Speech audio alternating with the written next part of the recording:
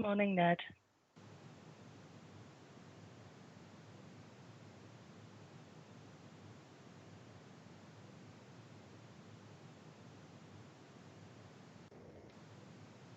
Right, am I unmuted now? You are, yes. Brilliant. Hi, Ned. Hello. I'm Lynn Donnelly, the Programme Officer. Hi, Lynn. Thanks for sending through the invite. You're welcome.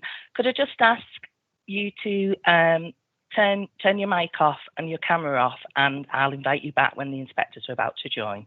Brilliant. Thank you very much. Thank you.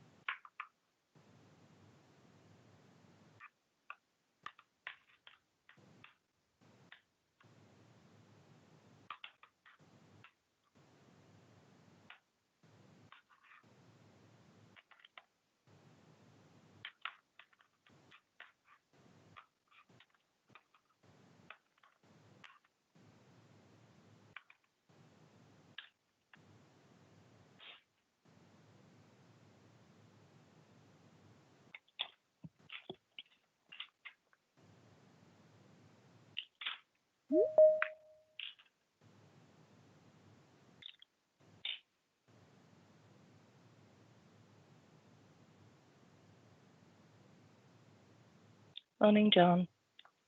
Good morning, Lynn. Are you all right? Yes, thank you. I'll turn myself off now. Thanks.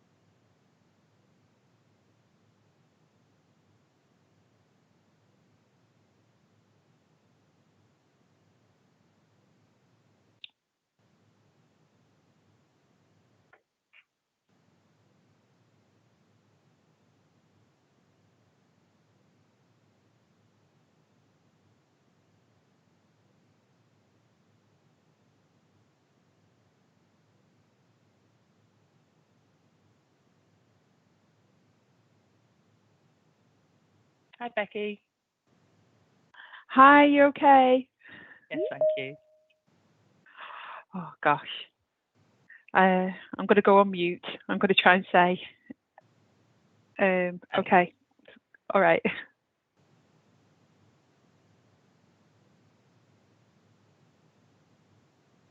Morning, Benjamin. Good morning, you right? I'm Lynn Donnelly, the Programme Officer. Hiya. Welcome to the hearing sessions.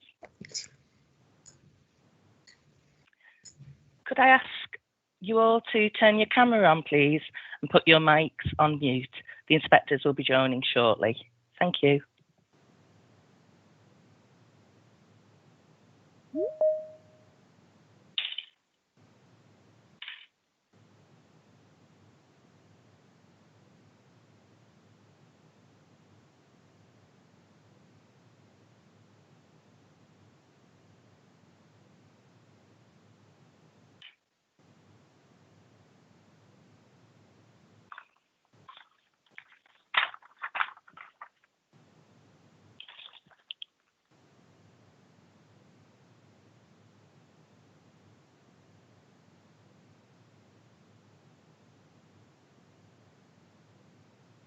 The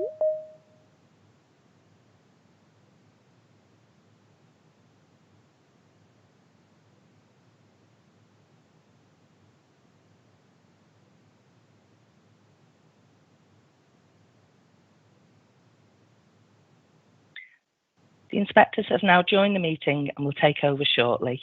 Thank you.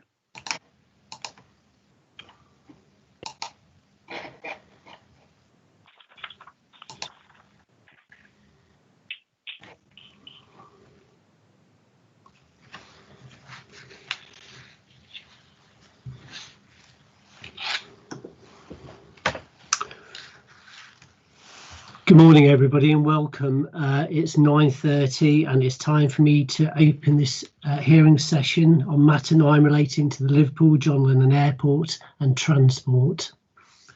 My name is David Troy and I've been jointly appointed with Caroline Malloy to hold an examination to the soundness of the Holton delivery and allocations local plan and to produce a report of our conclusions and recommendations with regard to soundness. Before we begin, can everyone hear and see me?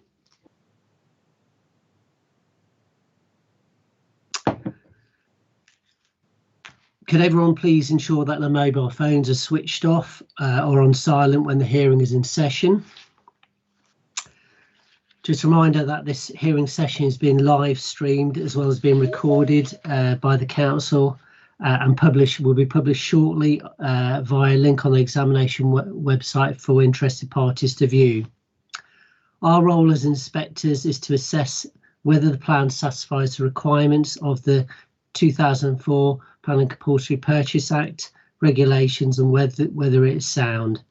In order to be sound, the National Planning Policy Framework states that the plan should be positively prepared, justified, effective and consistent with national policy. You would have met Lynn Donnelly, our programme officer for the examination. Lynn works for us and independently from the council. She's responsible for all administration arrangements. Outside the hearing sessions, any contact should be made through Lynn. In terms of the hearing sessions, our examination guidance notes outline procedures to be followed at the hearing sessions, the way in which written representations will be dealt with and the availability of information. The way we expect participants to behave during the hearing sessions is also set out for ease of reference in our virtual hearings etiquette guidance, which have been sent out to all participants along with their invitation. To allow sufficient time for screen breaks, I would take a break around 11 AM and the hearing session is programmed to finish no later than 1 PM. However, there may be a need for some flexibility on that. The hearing sessions will take the form of a structured discussion, which I shall lead, following the previously circulated agenda, which is based on the matters, issues and questions paper already circulated. We shall invite people to speak at a particular time, and if you have something to contribute to that particular part of the discussion, please indicate you wish to by using the raised hand function on Teams.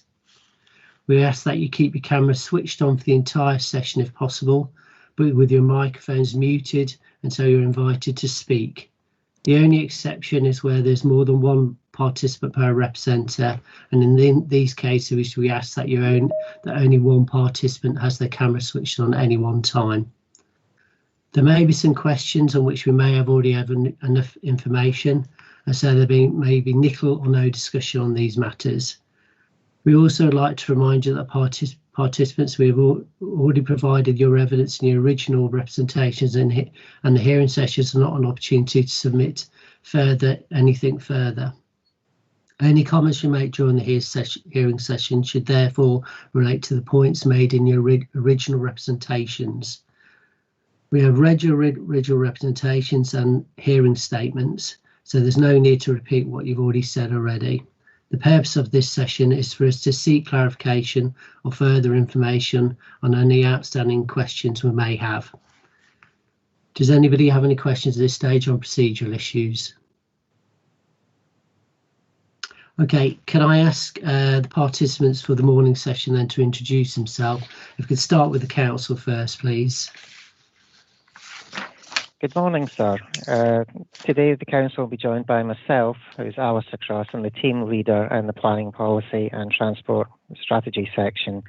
We're assisted today by Mr Hunter, Mr Plant, Miss Brindley and Miss Moyers, who I think you've already met earlier in the sessions.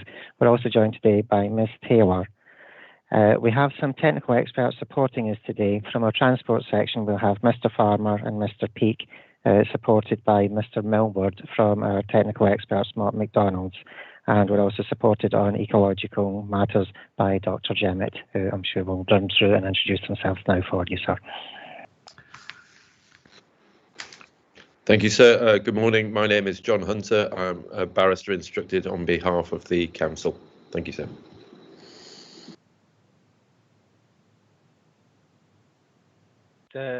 Andrew Plant, Divisional Manager for Development Services at the Council.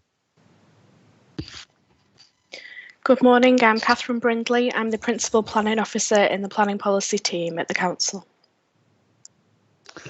Good morning, sir. Good morning, sir. I'm Alan Jemmett. I'm the Director at Merseyside Environmental Advisory Service, advising the Council. Good morning, sir. I'm Anne Moyers, Senior Planner at Halton Borough Council Policy Section. Good morning, sir. I'm Rebecca Taylor and I am Planning and Transport Infrastructure Strategy Officer for Halton Borough Council.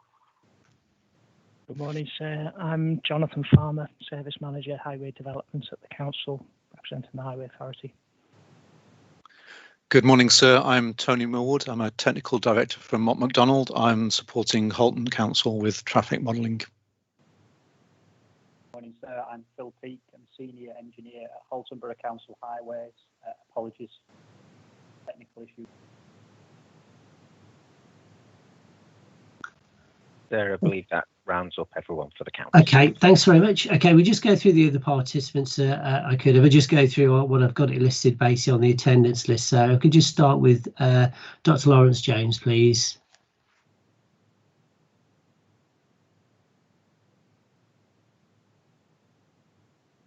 Okay, can't quite hear you, Mr. Jones. Yeah, still can't hear you, I'm afraid.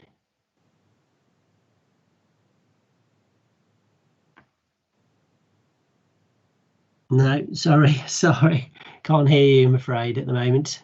Maybe I'll come back to you if I could, please. Okay, Miss Hammett, please. Good morning, sir. It's Jane Hammett. I visit Ogletshore every day, and I've been an activist against the airport development since 2018. Thank you. Okay, Dr. Jennifer Jones, please. Good morning, sir. Jennifer Jones, soil scientist, here in a private capacity. Okay, Mr. Luke Travassis, please. Good morning, sir. Good morning, everybody. Luke Travascis, Hale Parish Council. Okay, Mr. Irving, please. Good morning, sir. John Irving, Chief Executive, Liverpool John Lennon Airport. Mr. Trimmingham, please. Morning, sir. Dave Trimmingham, Chief Exec at Turley and representing Liverpool John Lennon Airport. Mr. Gilbert. Ian Gilbert from Barton Wilmore, representing Redrow Homes, sir. Thanks. Mr. Laverick. Ben Laverick, representing Highways England. I'm only here for the second half of the session today, this morning. Okay, I think that's everybody. We've got some observers, I believe, from Hale Parish Council, so welcome to those as well. I think I'll try Mr. Jones at another time. I see he's actually gone off. Yes, I understand, Mr. Westwood. I believe you're here as an observer. So if you wish to introduce yourself, that's fine. It's not entirely correct, sir. I'm here as a barrister representing Hale Parish Council. So you went to Luke Travascis. Okay. I think the idea is that I'll be able to say most of the points on behalf of Hale Parish Council. Okay, thank you. Right, okay, without further ado, I'm going to go into the agenda. If I could, so starting with the first point, obviously talking about need and demand for the proposed development at Liverpool John Lennon Airport. If we could start with what are the intentions, programmes for the development at Liverpool John Lennon Airport within Halton Borough during the plan period to 2037? So I'll probably start with the council first, and then obviously if the airport wish to basically come in at that stage. Mr. Westwood, could you turn your mic off, please?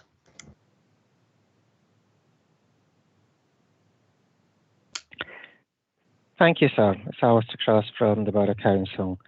Effectively, the proposals and the delivery and allocations plan are seeking to enact a commitment made in the previous core strategy local plan. The core strategy was informed by various documents, including the fact that the expansion of the airport was an explicit element of national government policy set out in the White Paper of Future of Air Transport from 2003. The airport has published master plans showing its proposals for growth and projected passenger numbers. The core strategy was informed by the previous master plan. Since then, we believe that the airport has published a new master plan entitled Liverpool John Lennon Airport Master Plan to 2050, published in March 2018, that details the proposals for future expansion at the airport. But it's probably best if the airport explain the content of the proposals as they currently stand. Okay, if we could get Mr. Irving or Mr. Trimmingham to just come in from the airport, please. Yeah, thank you, sir. It's Dave Trimmingham. Just so as you're aware, I will sort of lead on the answers to the questions, but then introduce Mr. Irving at the right times, and he's here to help yourself, sir. So if there are particular things you would like to ask him, then he is available. So thank you. So yeah, I mean, endorse what Mr. Cross has just said, and in direct response to the question, what are the intentions and programmes? I would draw your attention in particular, sir, to document ELO 41F, which is a document prepared on behalf of the airport to articulate the case for the runway extension. That covers the detail of why this is important, what the needs and demands are, and what the programme is during the plan period. To answer the question in a little more detail, so over the course of the plan period to 2037, we envisage growth at the airport, mainly in relation to passenger traffic.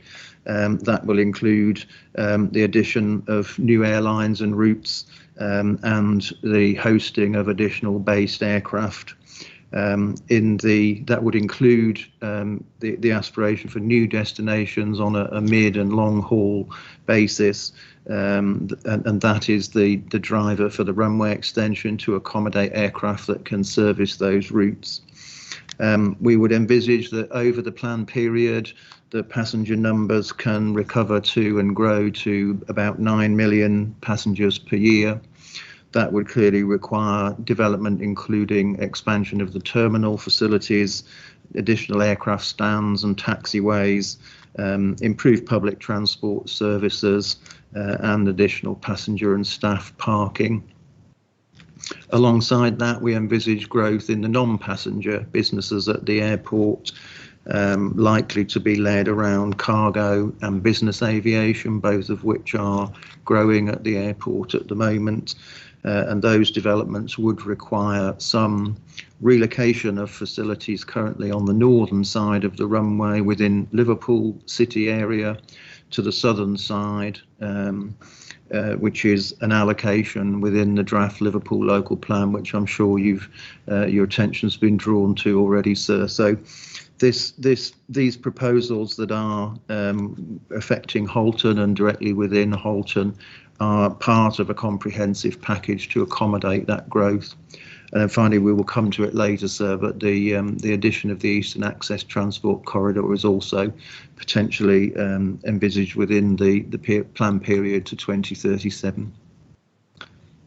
Okay, thank you. And could I just ask you, obviously, I think you mentioned a figure there of obviously about the recovery from COVID. Could I ask you basically what the impact of COVID on the airport short to medium term forecast to 2030 and then the longer term aspirations to 2050? I noticed you mentioned a figure of going back up to 9 million. I just wanted to find out where that particular source is of that information as well. Thank you. Okay, so thank you. I mean, I'll introduce Mr. Irving to bring you up to date with the impacts of COVID and the recovery. I will mention in that or I'll come back to the source for the 9 million. Thank you. Thank you, sir. Yes, let me just pick up the COVID recovery piece, which, as also stated in my letter in 4.2.21, which was written in February, so still fairly recent. I think without question the COVID impact on aviation has been dramatic.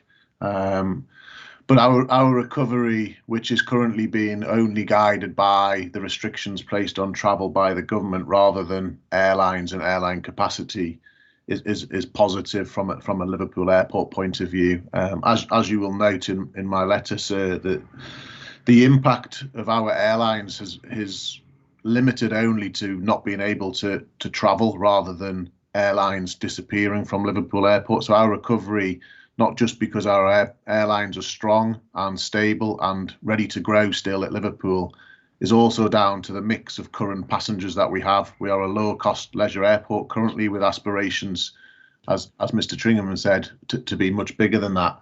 But certainly in this current recovery period, an airport such as ours with that level of mix of passengers will recover significantly quicker than others. We see our recovery, as I said, led purely by the restrictions that the government announce and hold us to for this year. But certainly, if I look forward into this summer, we have 89% of our normal capacity of a 5 million passenger airport still on sale and ready to fly, subject to restrictions. And we see with our airline partners their desire to grow and rebound back to even higher than last year by the end of next financial year for us. So it is very much a short-term impact for us at Liverpool Airport, with the capacity already there now to deliver almost 90% of our 5 million passengers this year, with the aim to be above 5 million by the end of 2022. Thank you, Mr. Irving. So would it be okay to give you the reference for the 9 million? Yes, please. Yes, if you could, please. Yeah. So I'm sure, as you've picked up, sir, pre the impacts of the pandemic, the airport was at 5 million. The master plan, which is ELO 41, I believe, in the examination library, sets out in full detail what the expectations were pre that. Mr. Irving has just explained the reasons why there is anticipated to be the short-term impact, but a full recovery and a resumption of growth. And that is based on the factors that Mr. Irving has explained, and gives rise to the expectation that the longer-term, medium and longer-term forecasts within the airport master plan can be achieved. And so the specific reference to the 9 million is in document ELO 41F, which is the case for the runway extension, paragraph 4.3, which is a midway point between the two time horizons in the airport master plan, which are 2030 and 2050, and where the airport's projections envisaged 8 million and 11 million respectively. And the 9 million figure by 2037 is the estimate of that, the proportion of that within the plan period. So just to be clear, obviously the figures that you've obviously quoted are from the master plan. Basically, the current rates you obviously mentioned. Obviously, 5 million is basically the figure since about 2014, and that is anticipated to get up to around 8 million by 2030, and then 11 million by 2050, with basically the 9 million you're mentioning as a midway point between those two dates. Is that correct? That's correct, sir. Yes. Okay, that's fine. And just to be clear, just to Mr. Irving, basically, obviously in terms of your statement based on your experience, I think you indicate that the actual recovery to 2019 levels would be within 2 to 3 years. Is that still correct? That is still correct, sir. Yes. Okay, thank you. Right, I'm just going to open it up there to Mr. Westaway and then other participants just on these issues. And I know there are some participants I wanted just to comment just in relation to just the overall picture and just the projections, if I could. And then I just wanted just a very brief touch on the non-passenger side as well, if I could afterwards. Okay, Mr. Westaway, thank you. Thank you. But briefly on this, we note in the letter of February that Mr. Irving referred to, this is Appendix 2 to the hearing statement, the 2037 figure set out there is 7.8 million. So 9 million seems to have be a little higher than that. The point I want to focus on is the aspirational nature of all of this. And in our representation, we make 2 points. One is that following the previous economic downturn, there was a much slower rise to the levels. In fact, the airport never rose to pre-economic downturn levels. It's at 5.1 million, so it's above 5 million, but it was much slower than elsewhere. So historically, this is not an airport that's shown large growth. And the second is, as far as objective evidence of forecast goes, and one appreciates that the airport has its own aspirations. I don't take anything away from that. But as far as objective evidence goes, the most recent national forecasts are from October 2017. They're rather skirted over in the airport's master plan. We refer to those at para 24 of our representation, so I don't think I need to say a lot more about them. But that forecast up to 2040, a baseline for Liverpool of just 5 million. So really no growth at all. At this stage, that was the only 2 points I wanted to draw attention to. Okay, Miss Hammett, sorry, thank you.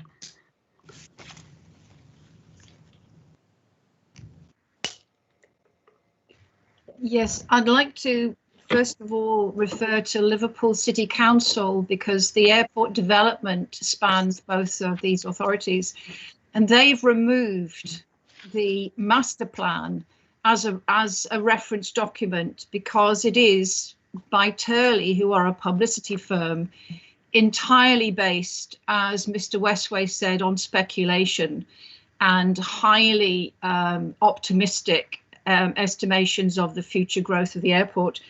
If I could be allowed to make a point about, I was a participant in the October Liverpool hearings, and I find Mr. Irving's optimism incredibly touching because he suggested then that there would be, as he says, a very, very rapid I suppose a jump back into pre-COVID levels at the airport. However, international flights have been banned until 17th of May at the earliest. Border controls are still in place and quarantine will probably be. SAGE predicts that there will be another wave of COVID, possibly with 30,000 deaths in the late summer and early autumn. Most of the people who are specialists in the pandemic have said that this is a fact of life we will have to live with. And as the airport, as aviation is a major vector in this, I think that Mr. Irving's prediction that they will bounce back when both Heathrow and Gatwick have said they have no plans to go ahead with expansion is extremely optimistic. Thank you, sir. If I could just ask either Mr. Trubingham just to come back on those comments really regarding the airports forecasts being optimistic, and obviously comments really said about other airports. Obviously, I think Gatwick and Heathrow is mentioned there, but if you could just give me just a response in relation to some of the points that are raised there, please. Yeah, thank you, sir. I'll introduce Mr. Irving. I think it's important as well to address the point Mr. Westerway made in relation to the profile of return after the last economic crash and why we envisage things will be different this time round. So, Mr. Irving, could you deal with that point, please? Certainly. Yes, sir. So, I mean, let me take a couple of points on Mr. Westerway's comments first on the recovery piece versus the economic downturn, and without question there is an economic downturn now and in the future. I think when I look back to that downturn, obviously I wasn't present at the airport, the factors around what was at the airport and what impact they had in the recovery are very different to this. This is being viewed, irrespective of the comments on SAGE and restrictions to travel, by the whole industry as a temporary blip, and not one that will cause us as a low-cost airport the same level of delay to recovery as the economic downturn did, and certainly the pent-up demand which has been evidenced in the press will certainly prove that in time. I think that the other comment I'd make on Mr. Westerway's comments would be on the national forecasts from DFT, which forecast every airport significantly lower than any airport aspirational master plan. I think when you look at their forecast to 2040 of Liverpool Airport being 5 million passengers, well, we've been 5 million passengers prior to COVID for 3 years before that, with capacity to be already a 5.5 million airport just on what is on sale at Liverpool pre-COVID. So questionable on the negativity of those forecasts versus our aspirational forecasts. I think just to comment on Ms. Hamlett's restrictions, quarantine and the other airports, as you asked, I think when you look at national forecasts, of course, every airport is different in terms of their mix of airlines, but also their mix of passenger type and routes.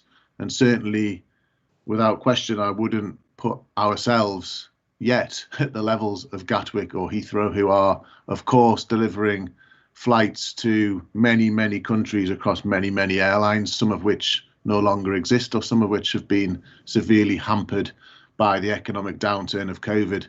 Our airlines currently are strong and stable. Ryanair, Wizz and EasyJet provide 95% of our passenger numbers. They are strong and ready to recover. And we have currently limited business traffic, which I think certainly in the national forecasts is probably quite rightly talked about having a 5-year recovery rather than our 2 to 3 year recovery. So our mix of passengers versus London Heathrow or London Gatwick are, of course, wildly different. And as I said, every airport has its own issues to face. We have not lost an airline through this pandemic, and we don't expect to. Just on the point there about the recession, obviously in the previous recession, obviously versus this COVID recession, you're saying that obviously the recovery is likely to be better, effectively because of the position of obviously the makeup of the airport, obviously where it is now in relation to that. Could you just sort of just say a little bit more about that, please, if you could? Yes, I think understand that. Yes, one important factor to look back on in the economic recession, while we had the same airlines on site at Liverpool predominantly then as well, EasyJet and Ryanair, unrelated really to the economic downturn was a real pullback from Ryanair at that time. They pulled back significant capacity from Liverpool and didn't return it to its levels that it is now for 4 or 5 years. This was not in many ways related purely to the recession. It was related to an economic decision by Ryanair to base more aircraft at Manchester. As will be noted by all, our growth over the last 5 years pre-COVID has been circa 20-25%, in line with Manchester's growth. and that has seen the recovery of Ryanair back to pre-recession levels and more. What makes it different this time? And again, in this session, because we have some observers, we have obviously longer term, more structured contracts with all of our airlines, both of which have been signed within the last 12 months, which outline their current capacity and their growth expected over the coming years. So it is a much firmer base from which we start our recovery than we did in the economic recession, sir. Okay. So can I just add one point in relation to one of the points you mentioned, which was the point about national forecasts that Mr. Westerway mentioned, paragraph 24 of the Parish Council's statement. So I would just draw your attention to the Master Plan ELO 41, Section 5, where Mr. Westerway was critical of the hearing statement skirting over, in his words, the national forecast. Section 5 of the Master Plan does deal with them and the reasons why the airport's forecasts differ from the national ones. Okay, thank you. Does any of the participants wish to just come back on that particular point? Mr. Travaskis? Thank you, sir. I just want to make one point, if I may. I note that Mr. Irving stated that there has not been any airlines that have withdrawn from the airport during the period of COVID-19. And whilst I don't dispute that, I would just highlight the fact that notwithstanding that, there are indeed airlines historically that have withdrawn from Liverpool John Lennon Airport, and one example can be found in Flybe, which went into administration just prior to the effects of COVID-19 in 2020. Thank you.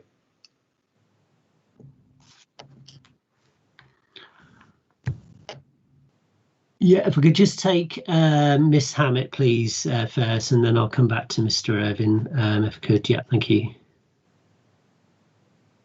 Thank you, sir. Just very briefly, while we're on COVID, I think this is the elephant in the room, which seems to be being ignored.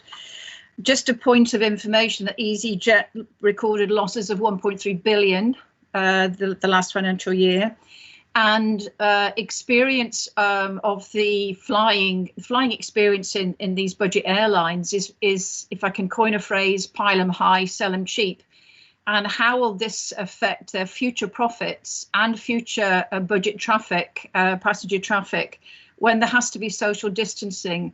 Unless we, as a world, get on top of this COVID, this pandemic, this is going to be with us for unless we have inoculations across the whole world. We're going to live with it.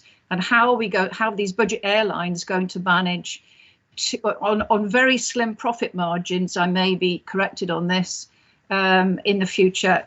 And again, I find the optimism of Liverpool John Lennon Airport quite alarming. Thank you. Mr. Irving, do you want to come back? Obviously, there's the point about obviously Flybe obviously going into administration that Mr. Travaskis said, and just the points that made by Miss Hammett regarding the impact, really, you know, in terms of what are the potential impacts on the airline industry, given the social distancing, etc. Basically, sort of that are potentially might impact on how you operate your airport and the airlines. I will do, sir. Thank you for that opportunity. Just to address the question on airlines and Flybe in particular. Of course, Flybe went into administration, I think probably 4 to 6 weeks prior to COVID restrictions coming into place. So again, while unrelated, certainly I wouldn't sit here and say they wouldn't have been under extreme pressure in COVID times. For Liverpool Airport, they provided at the time one route to the Isle of Man, which was a significant route for us, but also for the population of the Isle of Man, bringing in health patients to the hospitals of the Liverpool City region. Again, something that we have maintained throughout COVID with our new airline partner, which we announced literally 2 weeks after Flybe's administration with Loganair, who have come in and supported that route, while not at the same levels because of COVID.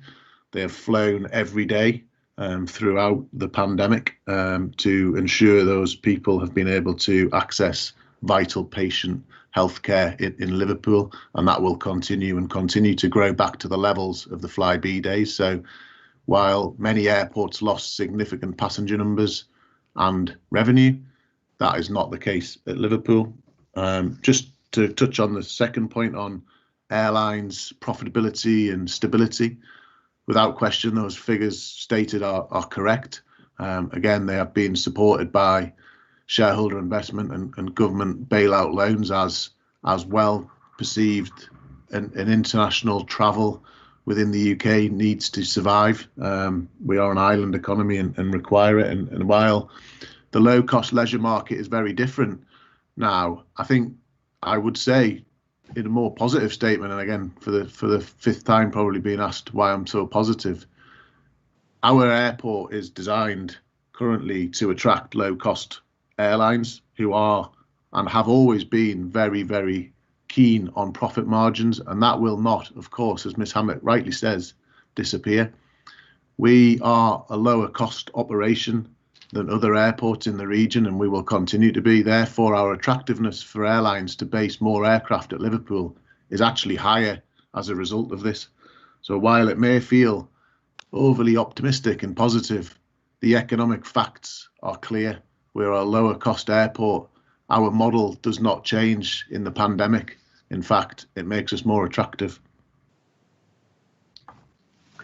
Miss Sammy, you still got your hand up. Is that a legacy hand, or do you still want to raise another point? Thank you. Right. Yes. Right. I'm just going to move on to just the non-passenger side of, just including the air freight maintenance, etc. That's obviously the airport, the plans on that side, just briefly, and also the synergies with the Liverpool airport and any potential in terms of synergies with the new airport status for the Liverpool City region that was mentioned in the recent budget. So I wonder if we could just get Mr. Trimmingham, or Mr. Irving, just to give me some feedback on the non-passenger side. Yeah, Mr. Irving, are you okay to? Yes, sorry, sir. I'm constantly battling with the mute button. Yes, so I mean, freight cargo is a significant opportunity for every airport, including ours. We have a relatively small freight operation operating now at the airport, which is in the main dealing with ad hoc and just-in-time freight for Jaguar Land Rover and other car manufacturers. However, the opportunity for us to deliver more than that is significant and has been proven throughout this pandemic, where several freight flights that we would have been able to acquire have not been able to operate out of Liverpool because of the runway length. We have been an airport that has attempted to maintain 24/7 cover, unlike many other airports.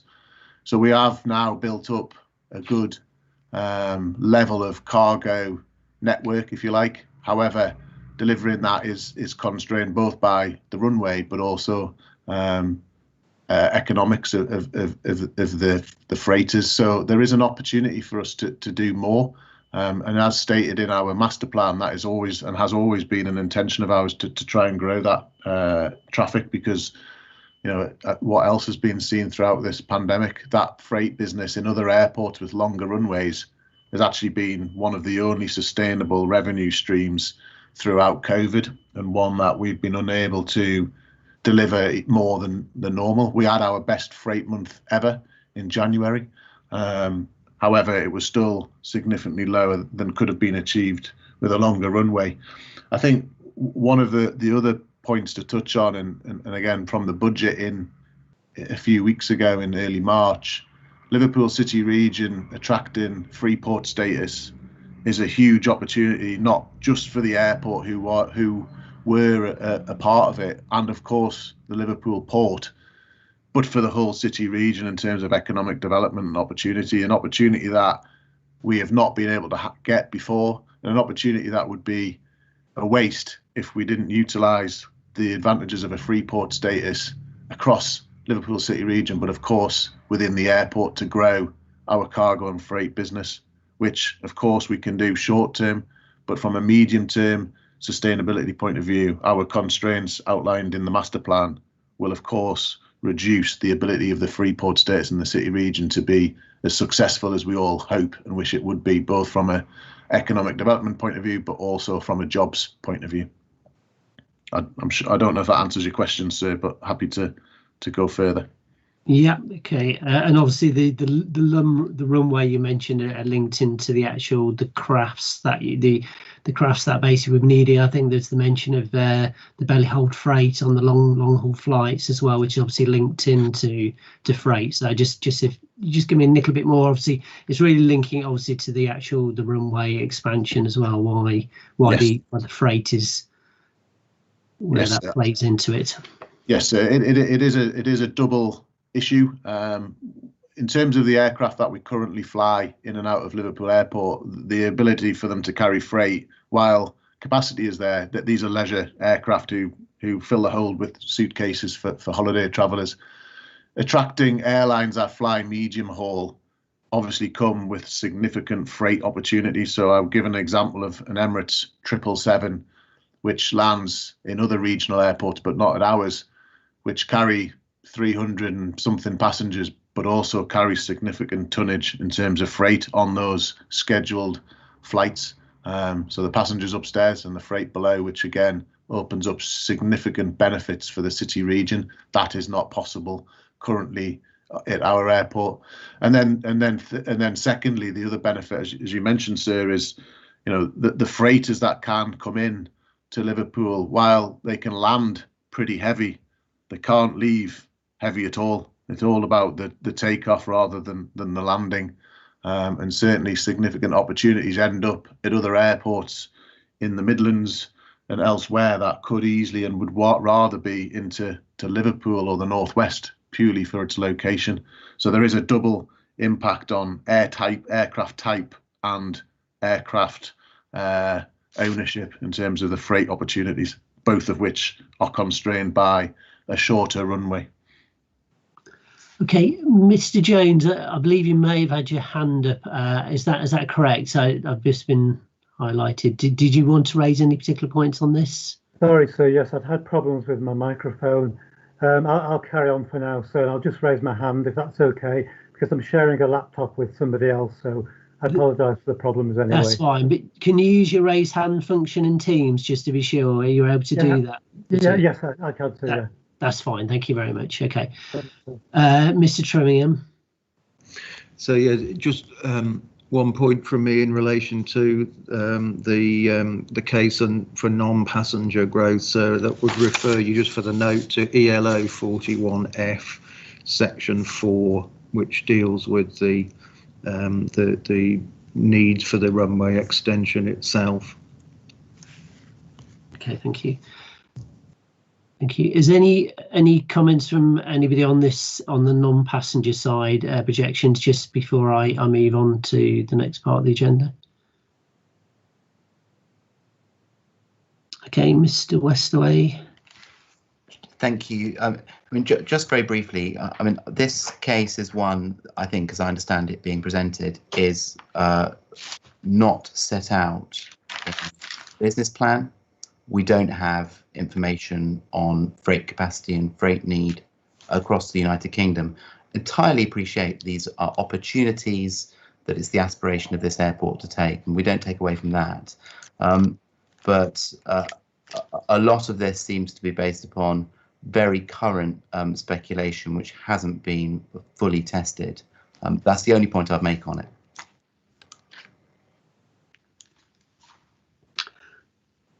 Mr. Trimmingham or Mr. Irving, do you want to come back on that particular point? Yeah, I think, please, sir, I would just reiterate what Mr. Cross said at the very beginning, sir, that this is not a recent proposal for expansion of John Lennon Airport. It's been a consistent part of both Halton's policy and, in fact, the city region policy. As you know, so most of the airport is within Liverpool city area, and it has, in its draft local plan, supported the expansion of the airport. that includes the removal of land on the greenbelt on that side of the boundary. The policy support for the airport is at national level, at regional level, and at local level. It's within both economic and transport and planning policy. So the accusation that these projections are speculative isn't the case. Both of the airport's master plans, which are prepared in accordance with Department for Transport guidance on airport master planning and were subject to public consultation, extensive consultation, both in 2007 and in 2018, set out in detail the case and the reason and the rationale. So I think it's important, sir, that it's seen in that context.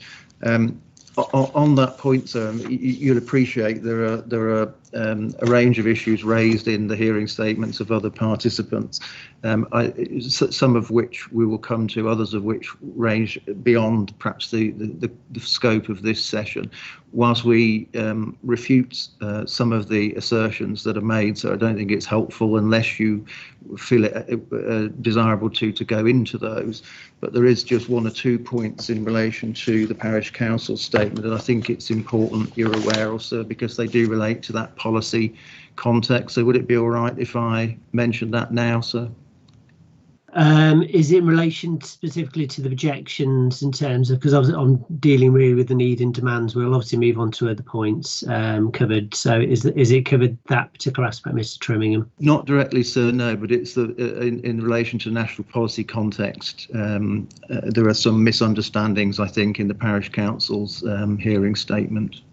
Okay, if you just briefly cover that, please. Yeah, so the paragraph 25 of the Parish Council statement refers to the master plan and the fact it's been withdrawn. That's correct, and the airport places no reliance on the white paper. Then goes on to say current policy is within the 2018 Airport National Policy Statement that supports growth in the southeast, and goes on to say there is no current regional or national policy that directly supports the expansion of LJLA. So that isn't correct. The airport's national policy statement explicitly deals with runway capacity in the southeast. It includes reference to the desirability of regional connectivity. I would draw your attention, sir, to the ELO 41F Appendix 1, where we deal with the up-to-date national policy context, which includes the National Aviation Framework, which the government consulted on following the withdrawal of the 2003 White Paper and in the context of the Southeast Runway Capacity Studies. In particular, sir, I would draw your attention to paragraphs 2 to 5 and 7 to 8 of Appendix 1 to ELO 41F. Okay, thank you. Yeah, Mr. Westwade. Thank you. I think I remained unmuted accidentally. The point that we make, I don't think that rebuts the point at all that we make at para 25. The reference to the white paper, which has been withdrawn and shouldn't be referred to in the local plan, so that those references should come out, supports expansion of Liverpool. That's not there anymore. And while one can find indirect support for airport expansion generally in a number of documents, the most authoritative national document about airport expansion in the United Kingdom is the ANPS, the Airport National Policy Statement, recently upheld in the Supreme Court. And that contains one reference to Liverpool only in the context of a possible connection, regional connection from Heathrow itself, where there's, I understand, not currently a connection, coming into place in 2030. So it's not providing any direct support for the idea that Liverpool become an international hub or base for long-haul freight or passenger services. It does, of course, provide support for the idea that there be a hub for that sort of thing Heathrow, and there might be a link to Liverpool.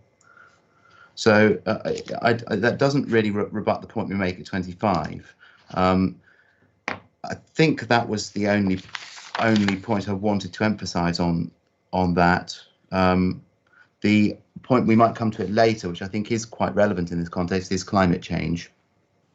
The scope for expansion of airports as a matter of national policy is reduced because of the climate change impacts of it.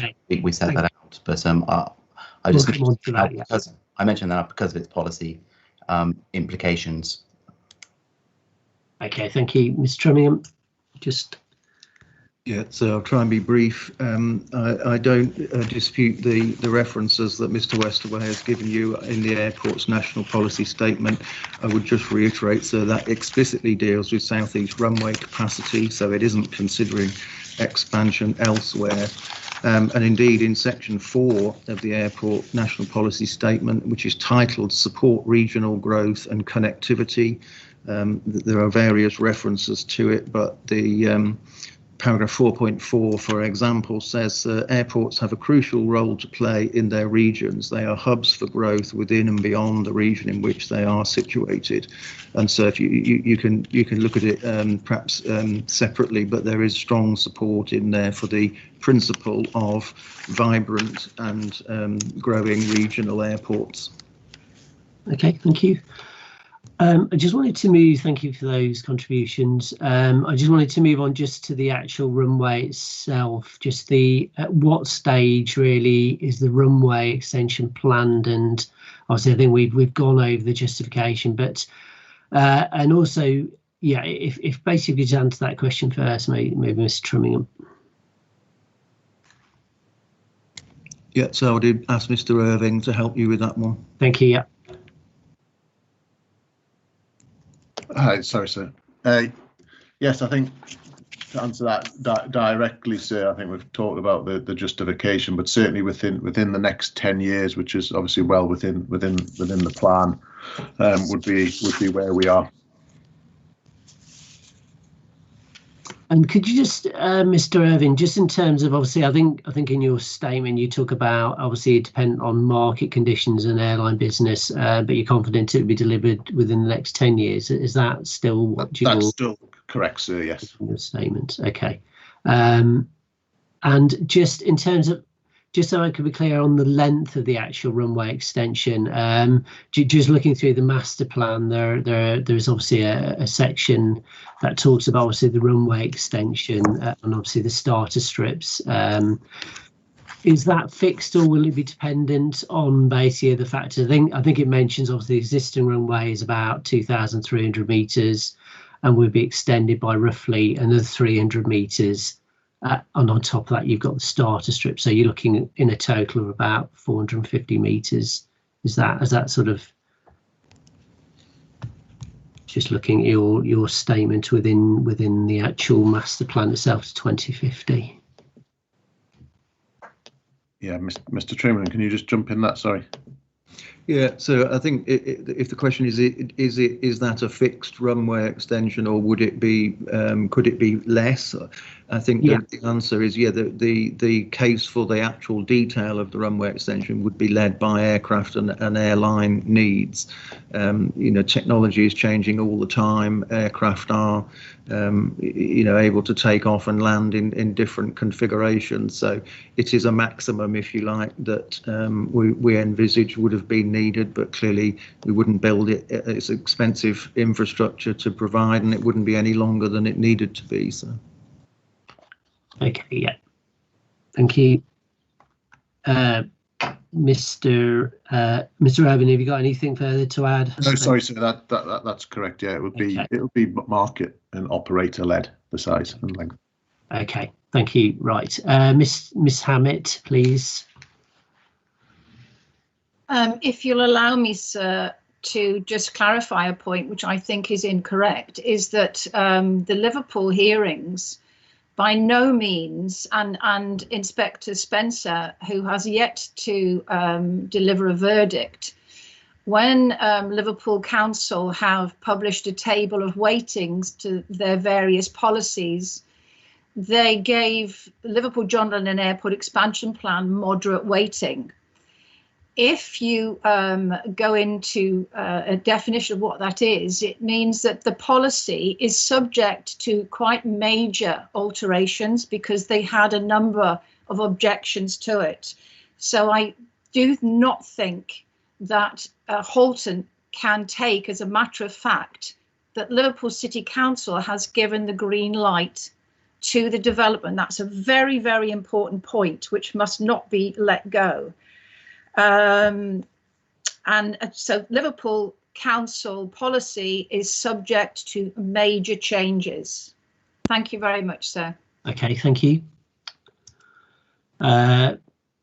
Dr. Jennifer Jones, or was it? Yeah, please. Yeah, Mr. Jones, is it?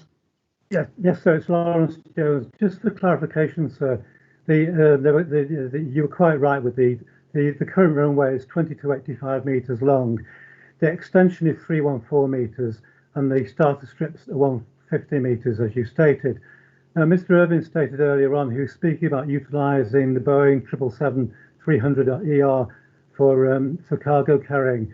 The problem you've got here is that on top of those displacements measurements, you've got to include a 60-metre airline strip, which is a CA requirement. Now, the additional problem you have is that because you're using a starter strip, you will need a larger turning radius between the taxiway and actually joining onto the starter strip. Now, if I give you a simple explanation here, the engines on a Boeing 777 are typically they're like a mini power station. So if I give simple examples, each of those engines, when you convert the thrust to power, are about 110 megawatts each. So when an aircraft takes off, it's about 90% power. So you're looking at about 220 megawatts to get airborne. Now, to give some idea of the feeling for this, we were talking about Fiddler's Ferry in an earlier matter. Now, Fiddler's Ferry used to host 4 500 megawatt generators. Lastly, it was cut down to 3 500 megawatts. But the issue here is then that the exhaust, this aircraft, they will behave like point sources. So the levels of pollution coming out of an aircraft at 90% of power developing 220 megawatts, it will be unacceptable because you're only ultimately about 20 meters away from the population. So it just wouldn't be acceptable. You couldn't do it. Thank you. Okay, if we could come back to those points we're dealing with air quality later, but we can obviously deal with that issue as well if you obviously we're going to pick up that particular point there. Mr. Trimmingham, is that right? Yeah, so just very briefly in response to Ms. Hammett's points are about major alterations to the Liverpool policy. So she's correct to say it's a draft local plan, as I made clear in my opening remarks. We await the inspector's report. So there is a proposed modification to the policy. It's EC7, so in the draft local plan for reference. In response to dialogue with Natural England, it relates to the ways in which the habitat regulations are met. There's no alteration in relation to the thrust of the policy, which was to provide for the potential expansion of the airport, subject to meeting all the various environmental and technical requirements. Okay. Thank you. Okay, I'm just going to move on to, unless there's any other points on the need and demand at this stage, I'm going to move on to the second part of my agenda, which regarding the greenbelt alterations. So if I just could ask basically the council and obviously the airport, just what are the justifications for removing the operational area of Liverpool John Lennon Airport within Halton Borough from the Greenbelt under policy CSR 17? Thank you, sir. As I commented in my previous statement, this issue was looked at in the core strategy, and the inspector to that plan concluded that exceptional circumstances did exist, and that plan made a commitment to basically identify an area of land to be released from the Greenbelt to facilitate the growth and operation of the airport. The airport is seen as an asset to the wider city region. Effectively, it's mentioned repeatedly in the EL 017, the Building Our Future Liverpool City Region's Growth Strategy. Just doing a quick word search, the airport is actually mentioned 13 times. That compares to the other large infrastructure facility that was current at the time, Superport, which is only mentioned 5.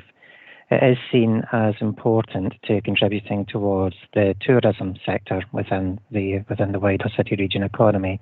That's a sector that currently accounts for 1.3 billion GVA. It was shown as having 62,000 employees, having demonstrated a growth of 10,000 employees over the previous 10 years. I say the policy is seeking to facilitate or to put in place the policy position such that the Halton Council can have the appropriate policy position in place to address any applications that come forward during the life of the plan. And as you've been hearing evidence today, the council is confident that has a reasonable expectation that it will have applications put in front of it, either potentially for the runway extension, which is located within Halton Borough itself, or alternatively for the other associated development at the airport, whilst it won't be located within Halton Borough, it will be located within Liverpool City Council's area. The Halton will be consulted on as a neighbouring authority, and the council feels it's appropriate to have the policy position clearly set out and how we will deal with those matters during the life of the plan. Okay. Mr. Trillingham or Mr. Irving? So I would just add to what Mr. Cross has said, which is clearly, agree with, that the airport's expansion plans are primarily to be able to cater for the needs of the Liverpool City region, and on that point, it's worth noting that at present 5.3 million people a year who are resident within the airport's catchment use airports outside of the city region, and that's clearly including to access destinations which are not available currently from Liverpool John Lennon Airport, but which the airport wishes to serve and for which an extension of the runway could be necessary. That's in addition to in addition to what Mr. Cross has said. Okay. Just looking at the area itself, obviously, I think Mr. Cross, you mentioned obviously the extent of the land release, or looking at the green belt. There was an area research identified in the Halton course strategy. How does the area basically that you're looking at differ from that particular area? If you just confirm that. Yes, thank you, sir. I think if you have reference to our hearing statement, I have included a couple of maps in the response to question 9.14, which effectively shows the area proposed to be removed from the green belt.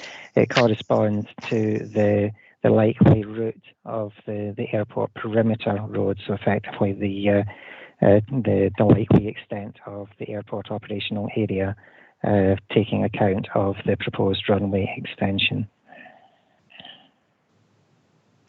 Okay.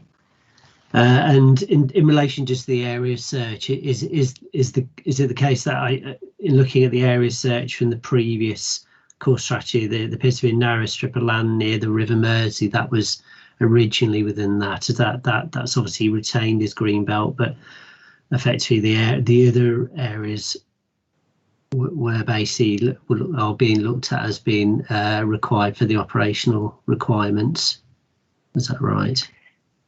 Yes, sir. The core strategy only defined the area of search very loosely. It was, I'll say, a pen picture which gave a broad location. Obviously, it deferred to the later plan to actually define a boundary on the survey base. Okay, and just in terms of the extent of land to be released from the greenbelt, looking at it, how does that how does the scale of land basically compare to the runway extension and associated airport safety requirements? Thank you. Again, I would basically draw your attention to map 2 and our hearing statement, where we've basically superimposed the previous airport master plan, and we have indicated roughly, and I hasten to add it as slightly roughly, the extent of the runway and safety area at 90 and 100, at 90 and 240 metre extents. They are superimposed just to give you a visual indication that they can be accommodated within the proposed airport boundary. So that they extend beyond, obviously, the existing perimeter and to the south of Bailey's Lane, is that right? Just looking at the obviously what's on the ground at the moment, and obviously looking at effectively what's on your plan. Yes, sir. We've superimposed on the lower map the current ordnance survey mapping to try and make it a bit easier to judge or to assess the area affected with regard to the current geographical features. So yes, effectively Bailey's Lane, the safety area would extend across that. It's maybe a little hidden on the map. I do apologise if we're probably trying to show everything on one map, but you can see the proposed the perimeter access road that heads south from Hale Road, basically then sort of like curves around the end of the potential safety area before then looping back westwards towards the purple block, which is, I say, obviously that's the area that's subject to the separate proposals within Liverpool City Region's plan, Liverpool City Council's plan.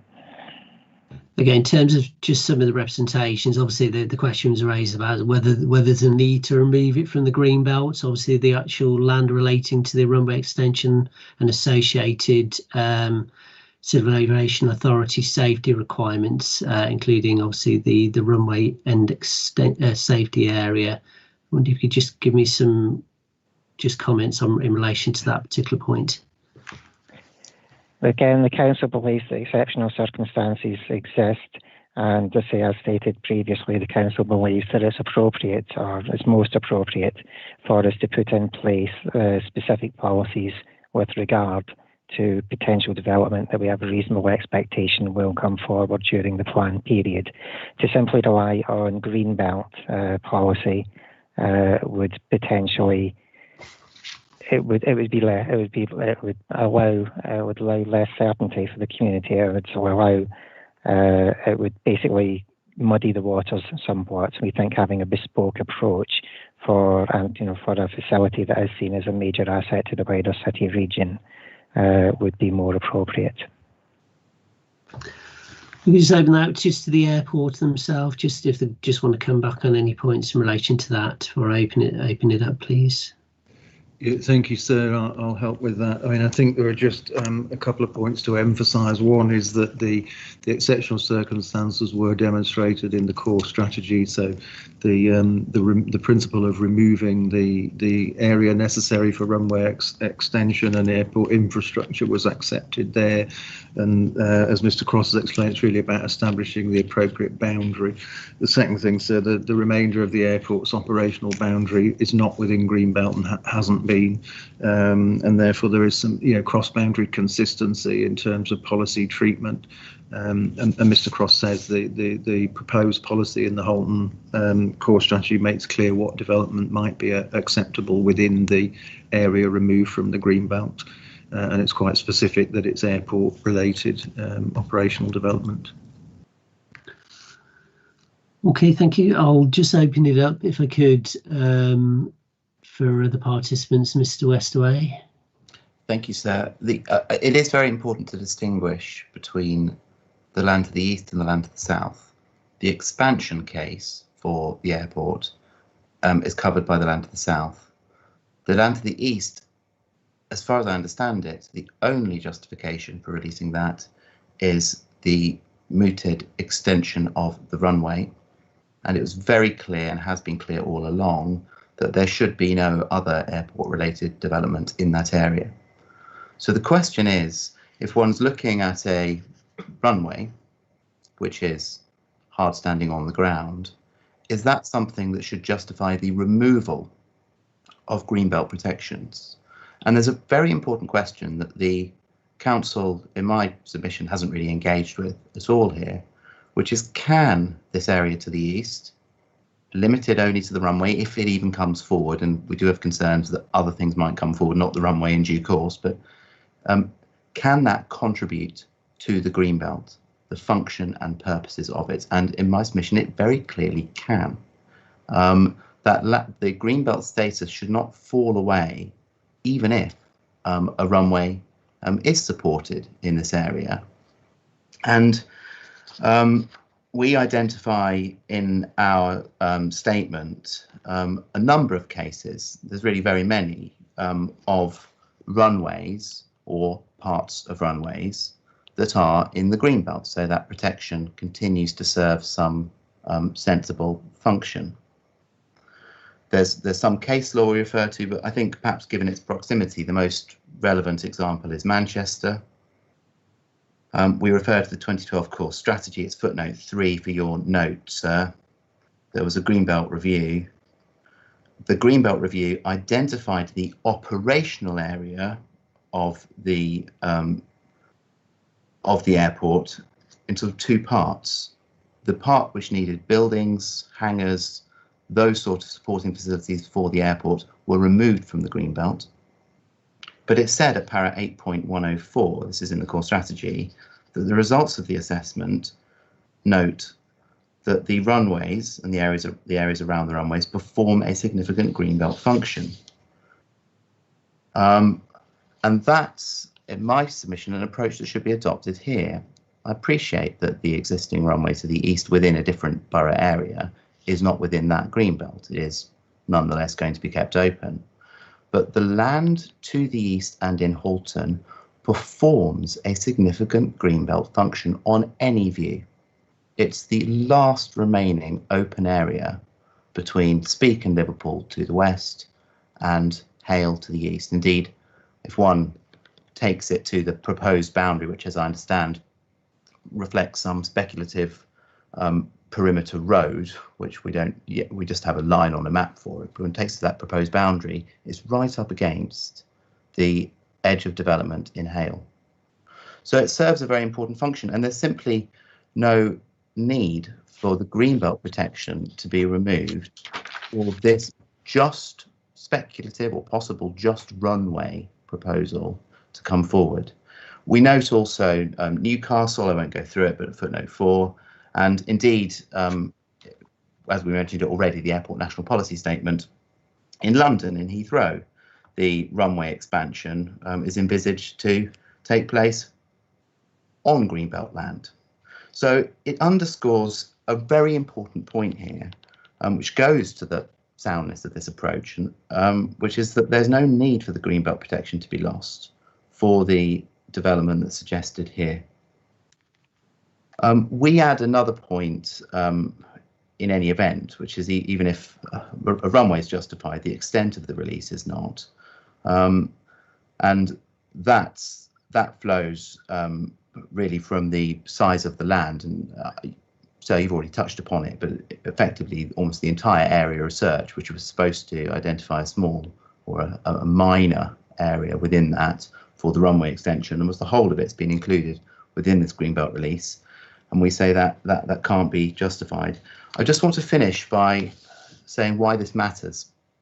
Of course, Liverpool John Lennon Airport are now saying they'll put a runway. There is some protection within the policy, although we say it doesn't go anything like far enough to limit the development that will take place within this extended area taken out of the greenbelt. But the real cause for concern is that removing this from the greenbelt will mean, even if the runway comes forward and is justified, that there be pressure for other development, car parking, hangars, other built development within this area, and removing greenbelt protection would make it easier for the Liverpool Airport or any future owner to bring that forward. And that's a permanent loss once the greenbelt protection goes. And it's to avoid that permanent loss that the approach has been taken in many other areas across the country of keeping runways in the greenbelt, acknowledging that the runway doesn't destroy the rationale for having greenbelt protection, but can, in a number of important respects, be consistent with it.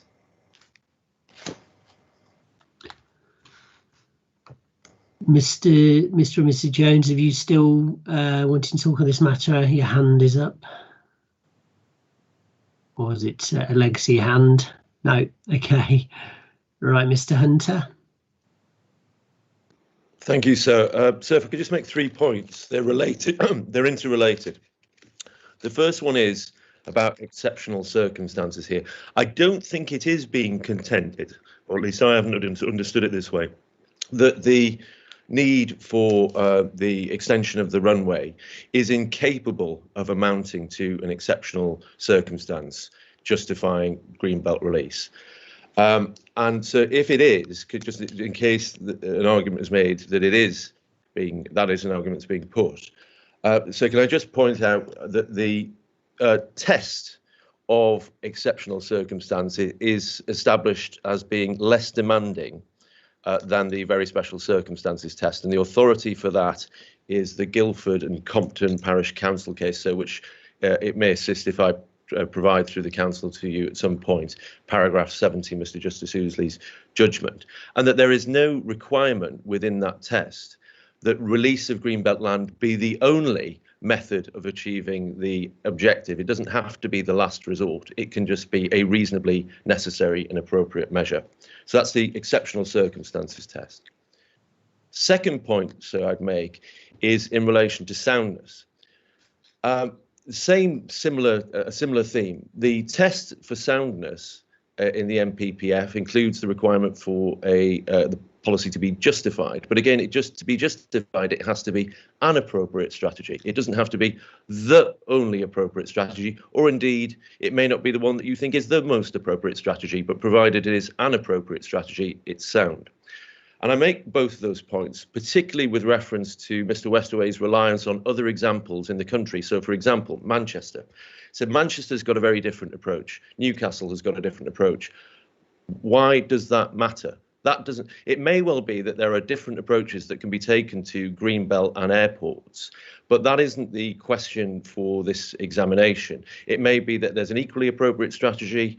It may be that it's not. The question I go back to is whether it's an appropriate strategy. So I'd ask you to exercise some caution when it's been said, well, what we would recommend to you is this, but that isn't really the question here. It's the questions, the two questions that I've highlighted.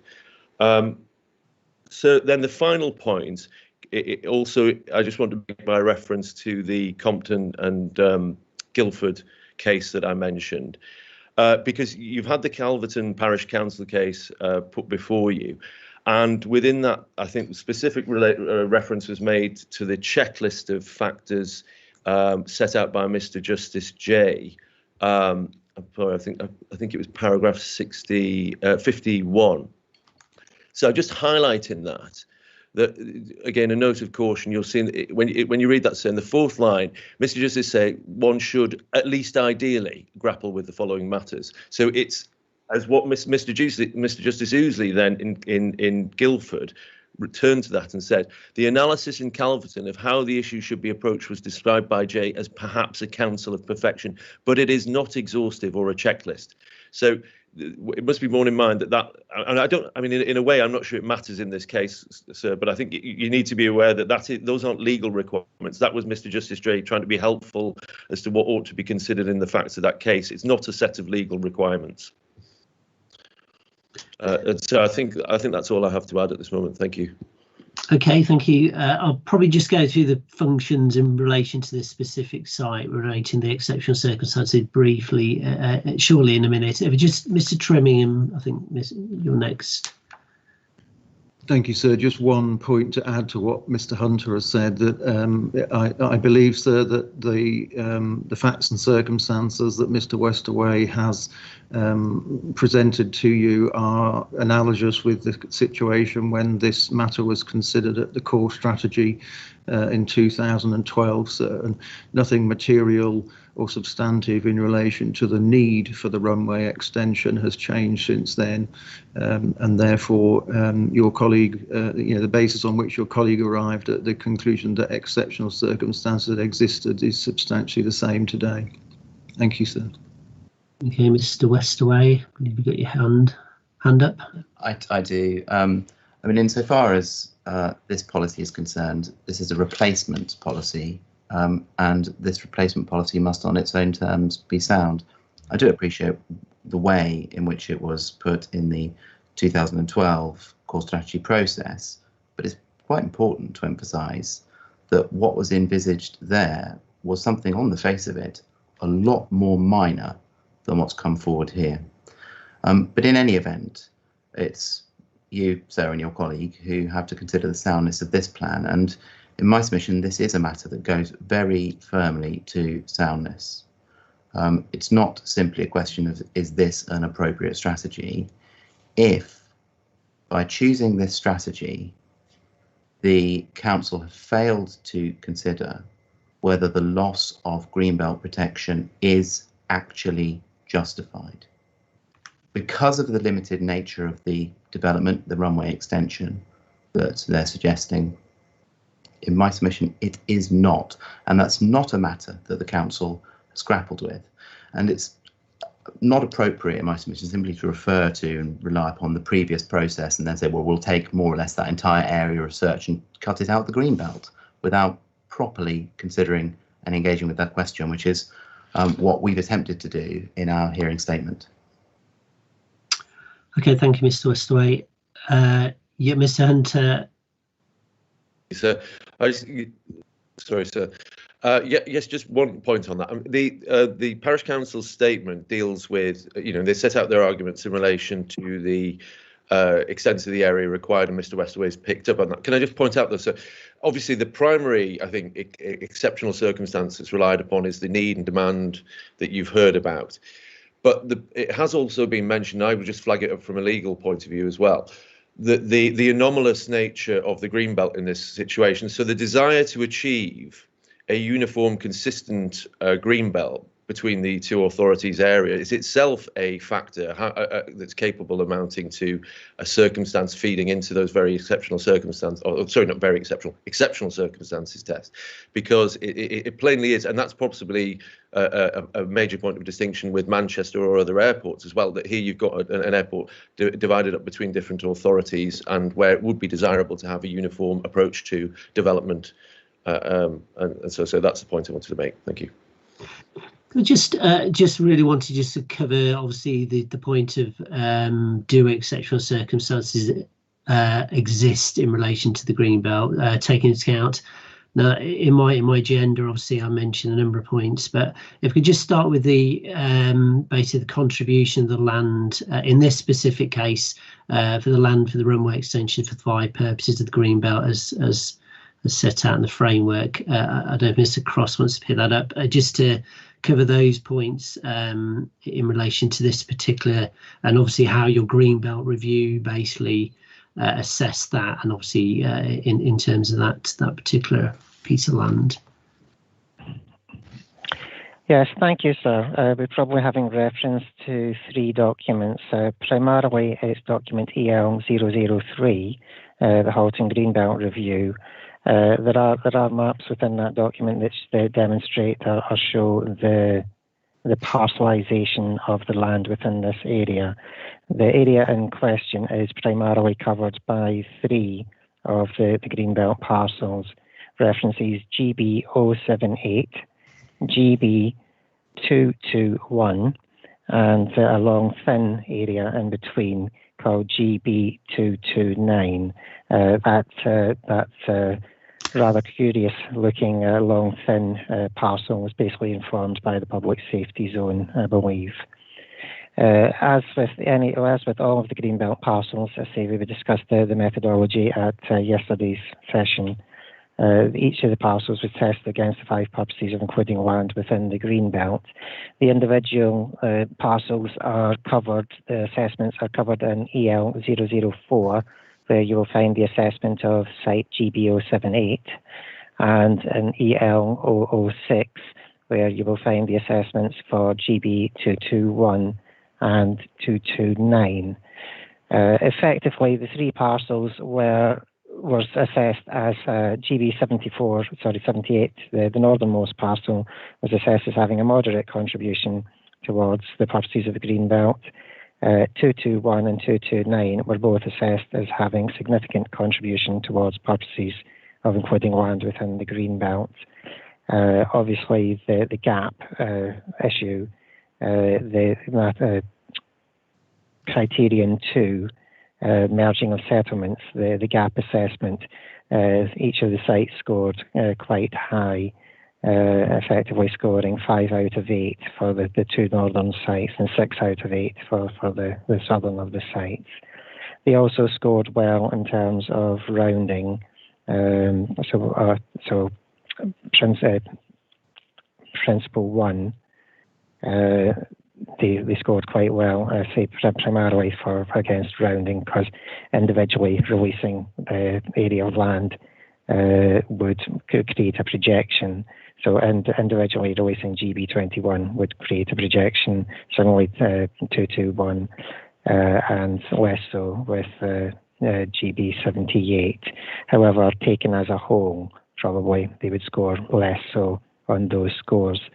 Also, it's probably worth noting that, particularly in relation to the northern 2 sites, they also scored top marks in terms of countryside use. They were basically assessed as being within countryside use, and so effectively they scored top marks there. Since the assessment, particularly GB78, the airport has now basically subsumed that plot into the airport boundary, and I believe have put a new fence to secure that area of land, as I'm assuming is airside land, and therefore if the assessment was to be rerun, it wouldn't necessarily score 4 for the countryside use. So the study was undertaken, I say, at the period of time. The sites did score comparatively well in terms of their importance to countryside, to greenbelt function. However, I say with the airport having now subsumed some of the land within their operational area, some of the scores would potentially be different if the tests were rerun today. Okay, thank you. And just in terms of the other sort of points on the agenda, just in relation to alternative sites or options in relation to the runway, obviously, if you just give me a brief summary of that in terms of the options really for a runway extension in this location. Effectively, the runway can only be extended at either end. The eastern end obviously projects into Halton, and therefore is a matter for Halton Council. I believe at the western end, if there was to be extended westwards, it would effectively have to project into the Mersey estuary, which itself is an SPA area. And we've obviously touched on the other point in terms of the significance of the airport to the local economy. Is there anything you want to further add on that particular point before I just ask in terms of just the exceptional circumstances relating to the green belt, and are there any other factors that you think would have been taken into account? I'm fine, sir. Ms. Trimmingham, do you want to just elaborate on the points really covered in terms of exceptional circumstances, if you could please? Thank you, sir. Yeah, I would. So I would draw your attention again, sir, to document ELO 41D this time, which is an economic impact assessment of the expansion of the airport. So in relation to the first bullet point, the significance of LJLA to the local economy, the detailed assessment is there. So to give you some headlines for the scale and significance of the economic benefits, the proposed expansion is envisaged, and that clearly needs caveat, that's the Liverpool and Halton components of it, but they are an integrated master plan proposal, sir. But the overall expansion would create up to an additional 8,700 new jobs and add up to 605 million to the GVA of the regional economy, sir. The document also applies that to wider geographies across the northwest region and the north of England, so the data is provided. I think it's important to emphasise that those benefits are of even greater significance given the socio-economic context of the airport. The Liverpool City region includes areas of significant deprivation, so you will have understood that the airport straddles the boundary with Liverpool. It's also very close to the edge of Halton. The Jaguar Land Rover site, for example, is within Knowsley. The Jaguar Land Rover site is within Knowsley Borough. And so for the Knowsley and Liverpool are respectively the second and third most deprived local authority areas, according to the MHCLG indices of multiple deprivation. And Halton is 23rd most deprived, and that's out of the 326 local authority areas in England. So in terms of the options, I would only add to Mr. Cross's comments that there is no other airport within the city region that can meet. Apologies, sir, that's a fire alarm test at my end. I'll mute for a few seconds. Please, yeah, if you don't mind.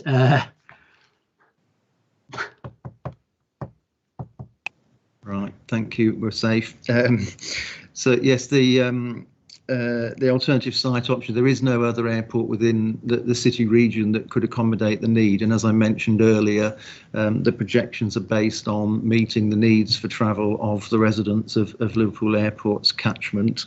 And then when it gets to the site level, you heard Mr. Cross's analysis. And then, so finally, in terms of the contribution to the Greenbelt purposes, again, that's dealt with in ELO 41F. Section 8, and in particular in relation to paragraphs 815 to 835 of that document.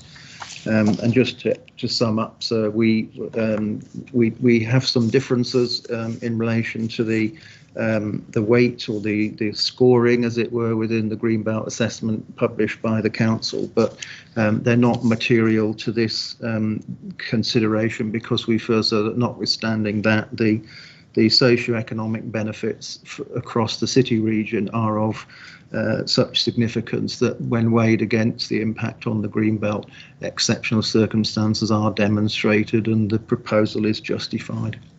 Thank you, sir. Thank you. Mr. Westaway. Thank you. I just want to start with one point that relates to rounding and what Mr. Hunter said about a uniform approach.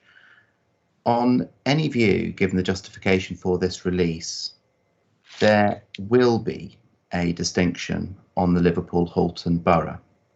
That's a distinction that's regardless of whether this land is released from the Greenbelt, because the only justification for releasing this land is the runway. It's not to make this general operational land for other development. That's not the justification that's put forward. It's said that might justify the release of land to the south of the airport, but it's not justifying the release of this important gap land to the east of the airport.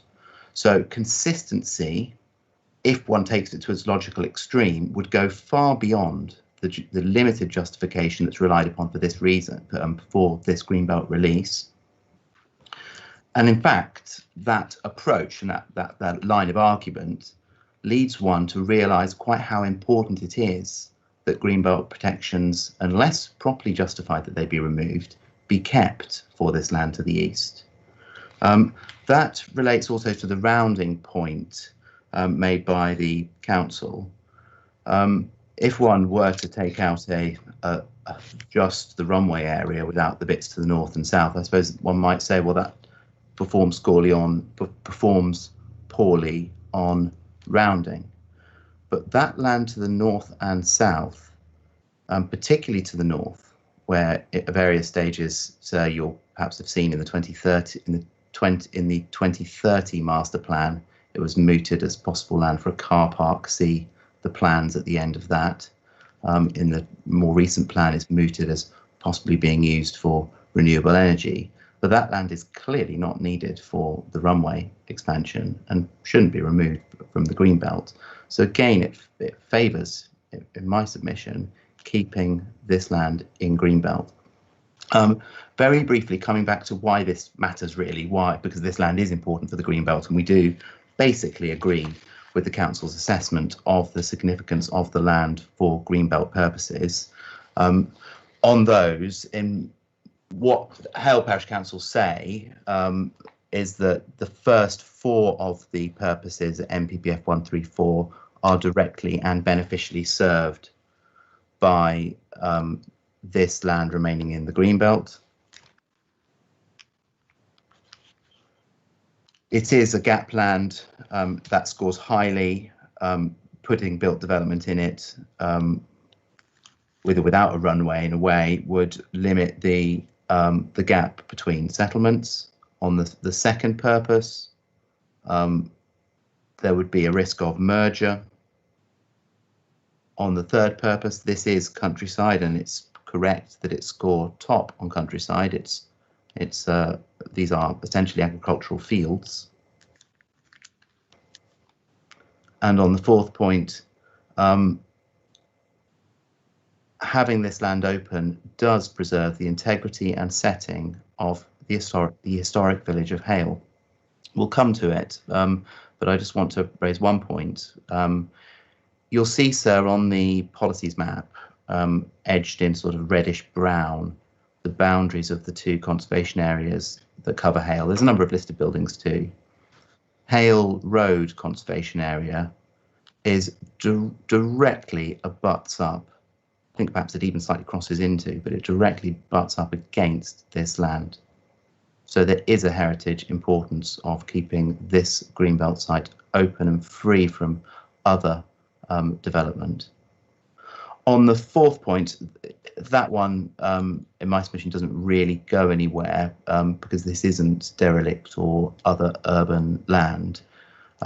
As we've said, and we say in our hearing statement, there is a risk if it were removed entirely from the greenbelt that there would in due course be pressure for this green land to be used for scrappy urban development.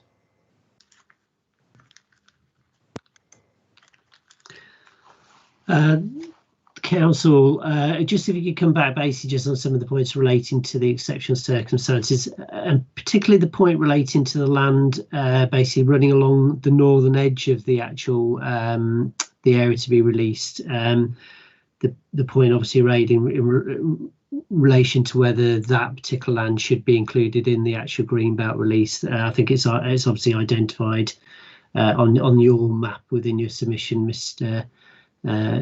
Cross's renewable energy. So just obviously, just if you could just comment really in the rationale behind, again, the boundaries and really the exceptional circumstances that exist in relation to this site-specific issues. Thank you, sir. I have to admit I got a little lost with the previous contribution regarding rounding. Obviously, rounding is dealt with in the document TL03, and basically we draw your attention to the maps showing that, which obviously shows that the northern portion particularly the loss of the northern portion wouldn't be detrimental in terms of contribution to rounding off a settlement.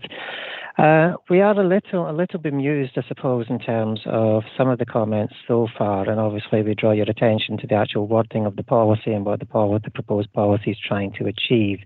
CSR 17 is quite clear that the policy is not intended as a free-for-all for scrappy urban development within this area. Effectively, the policy is quite strict and seeks to be quite strict and strictly limits the says that the only development that would be deemed appropriate within the area is relating to the runway extension, including relocation of physical infrastructure, including the perimeter access road, aircraft and operational site safety requirements, and extension or enhancement of the Speak Garston Coastal Reserve. So the policy is not seeking to basically open the gates to a free-for-all for scrappy development along this northern portion of the site. It is quite clearly in order to basically facilitate the safe operation of the airport and to help facilitate the assessment of any application for the runway extension should it come in. Again, I say in terms of the exceptional circumstances, we believe that the case for the exceptional circumstances has been shown for the release of the development, the release of the area from the green belt. We note in some of the other submissions there are comments regarding requirements for safety areas either side of the runway and what not. Not an area of my particular expertise, but I'm sure you will get drawn into conversation or discussion on that in the coming hours. Okay, has the airport got anything to say before on this particular item or any of the contributions on Greenbelt, I think, at this stage? So no, thank you. I would only be repeating things we've already said. Okay, that's fine. If that's the case, basically, before I move on to the next section of the agenda, I'm going to just take a short break, if I could. Obviously, we've still got a number of items still to cover. So if that's okay, I'm going to take a 20-minute break until 11:30, if that's okay. And we'll come back at 11:30 if we could. I'll adjourn until then. Thank you very much.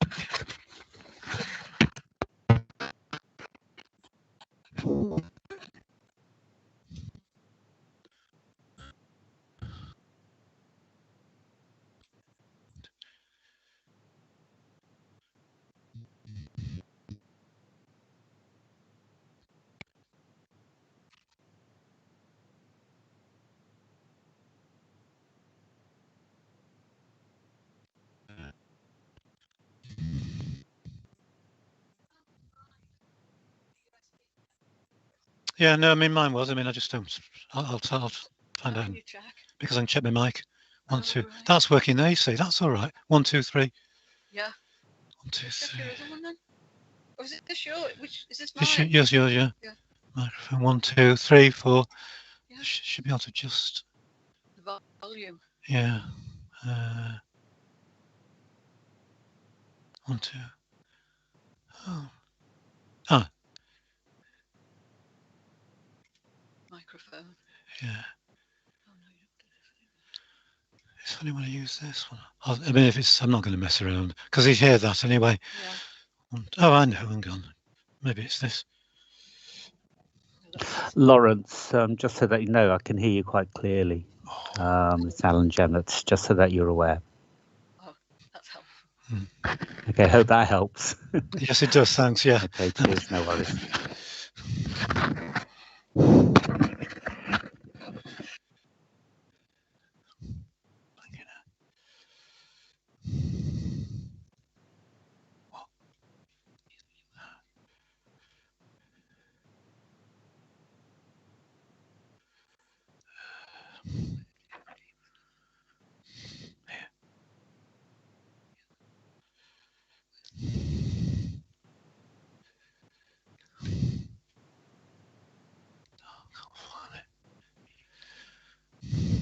I'll just give up.